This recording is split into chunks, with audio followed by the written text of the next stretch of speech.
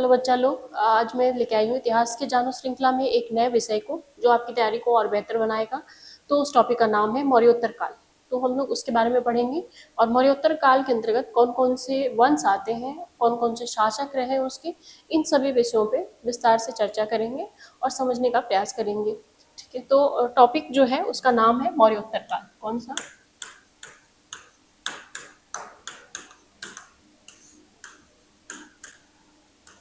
ठीक है, मौर्योत्तर काल का मतलब कि मौर्य काल से नहीं, मौर्य के बाद का जो टाइम पीरियड है हम लोग उसके बारे में चर्चा करेंगे। ठीक है, यानी मौर्योत्तर काल के बाद का जो टाइम पीरियड है हम लोग उसके बारे में बात करेंगे। तो जो पहला टॉपिक है वो जो है इसको हम लोग बांट के देखेंगे दो भागों में। एक है देसी, ठीक है, देशी शासक, ठीक है, और एक देखेंगे विदेशी। ठीक है, देशी शासक इन द सेंस कि देशी उत्तराधिकारी जो हुए उनके बारे में। ठीक है, तो देशी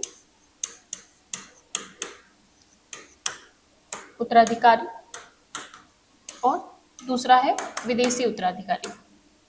ठीक है, तो इन दोनों के बारे में हम लोग चर्चाएं करेंगे, देशी और विदेशी के बारे में। देशी वाले में जो देखेंगे हम लोग सबसे पहला कि सुंग वंश है। ठीक है, उसके बाद फिर कर्ण वंश, फिर उसके बाद सातवाहन वंश, है ना। तो इस पे हम लोग थोड़ा सा बात कर लेते हैं।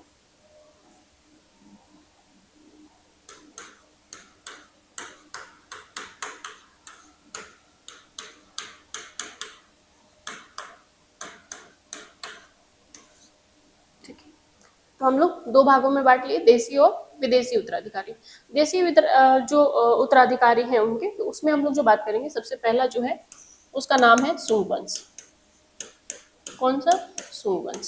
सुंग वंश के संस्थापक कौन होंगे ये सबको पता होना चाहिए। सुंग वंश का जो संस्थापक है उसका नाम है पुष्यमित्र सुंग, है ना। जैसे कि आप सभी को पता है कि जब मौर्य वंश खत्म हो गया, मौर्य वंश के अंतिम शासक जो थे बृहद्रथ वंश, बृहद्रथ थे, तो बृहद्रथ के को मार करके पुष्यमित्र सुंग जो था उसका सेनापति था बृहद्रथ का, तो उसको मार करके वो गद्दी पे बैठा। ठीक है, तो पुष्यमित्र कौन था? तो इसका संस्थापक था सुंग वंश का। मैं यहाँ लिख देती हूँ, पुष्यमित्र सुंग, है ना। ठीक है, पुष्यमित्र सुंग यानी सुंग वंश के बाद जो अगला शासक होगा उसका नाम रहेगा कर्ण वंश। कौन सा? कर्ण वंश। और उसका शासक होगा कौन सा? अभी देखते हैं हम लोग, कर्ण वंश। और जो संस्थापक है उसका नाम है वासुदेव कर्ण। कौन सा? वासुदेव कर्ण। ठीक है, तो सुवंश का संस्थापक कौन है? वासुदेव कर्ण। ठीक है, उसके बाद जो अगला हम लोग देखेंगे अगले वाले को, तो उसका नाम है सातवाहन वंश। ठीक है, और सातवाहन वंश के संस्थापक शिवमुख है। ठीक है, सातवाहन वंश। और शासक कौन है इसका? तो इसका शासक है शिवमुख। ठीक है, शिवमुख इसका संस्थापक है सातवाहन वंश का। आप लोग को पता होगा कि सातवाहन वंश एक ऐसा वंश था जो ब्राह्मणों को भूमि अनुदान देना शुरू किया। इसने सीसे और प्रोटीन के सिक्के भी जारी किए। तो इन सब के बारे में, वंशों के बारे में या उनके राजाओं के बारे में हम लोग विस्तार से देखेंगे फिर।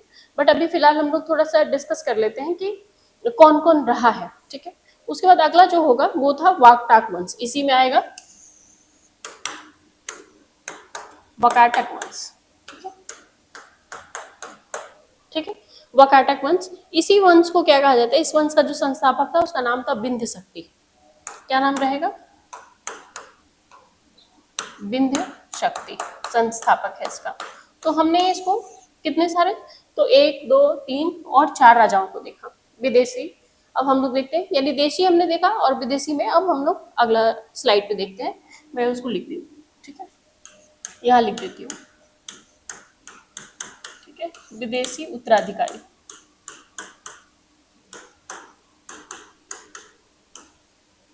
विदेशी उत्तराधिकारी में जो सबसे पहला वंश हम लोग देखेंगे वो कौन सा है? वो है शक वंश, है ना। कौन सा? शक शासक या शक वंश। ठीक है, शक वंश को हम लोग दो भागों में बांट के पढ़ेंगे। शक जब भारत पे आक्रमण करेगा और आएगा तो वो अपने आप को दो भागों में बांटेगा। पहला होगा कि जो कि उत्तरी छत्रक कहलाएगा, ये लोग छत्रक कहते थे अपने आप को, उत्तरी छत्रक। और एक होता था दक्षिणी छत्रक। छत्रक या छत्रप दो नाम आता है, छत्रप भी बोलते हैं इन्हीं लोगों को। ठीक है,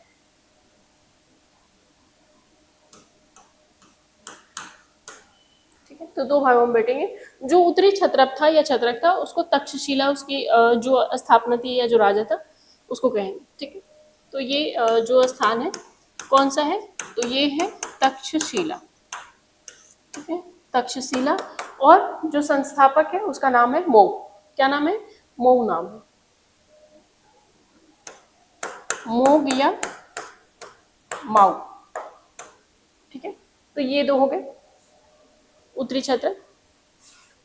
हाँ, उत्तरी क्षेत्र भी दो भागों में, एक तक्षशिला उसका क्षेत्र रहेगा, ठीक है, और दूसरा जो क्षेत्र होगा उत्तरी क्षेत्र का वो था मथुरा। और मथुरा वाले क्षेत्र का जो संस्थापक होगा उसका नाम रहेगा राजुत। राजुत। ठीक है, तो ये राजा हो गए दोनों और ये राज्य हो गए। उसके बाद हम लोग दक्षिणी क्षेत्रप की बात करें तो एक था उज्जैन और दूसरा था नासिक। कौन सा, यानी पहला अगर क्षेत्रक है तो उसका नाम है उज्जैन।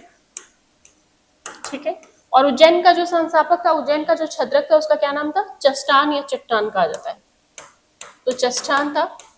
और इसी का जो दूसरा वाला था, सेकंड वाला, उसका क्या नाम था, तो नासिक का क्षेत्रक कहलाता था और उसका जो संस्थापक था वो भूमक था। तो नासिक का क्षेत्रक था और संस्थापक कौन था, भूमक। ठीक है, हमने ये इसको पढ़ लिया। दूसरा जो हम लोग देखेंगे वो है पहलव।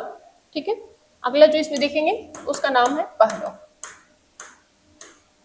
ठीक है, और पहलव वंश का जो संस्थापक है उसका क्या नाम है, उसका नाम है मिथ्रोडेटस। ठीक है, मिथ्रोडेटस। ठीक है, उसके बाद अगला जो हम लोग इसमें देखेंगे उसको बोला जाता है कुषाण वंश। ठीक है, और संस्थापक है कुजुल कटफिसेस, है ना। कुषाण वंश कौन है, तो कुषाण वंश है। और संस्थापक इसका कौन है, तो इसका संस्थापक है कुजुल कटफिसेस।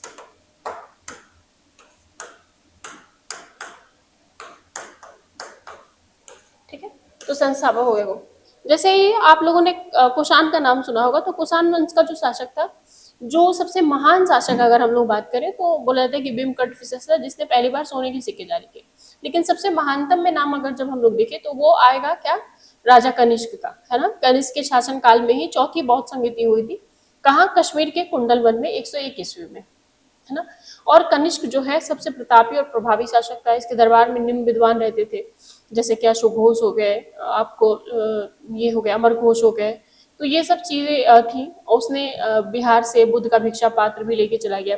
कनिष्क के शासन काल में ही पहली बार जो है छोटे ही स्तर पे, एक जिला स्तर पे पहली बार सूर्य पूजा के रूप में छठ पूजा का वो देखने को मिलता है कि छठ पूजा हुआ था।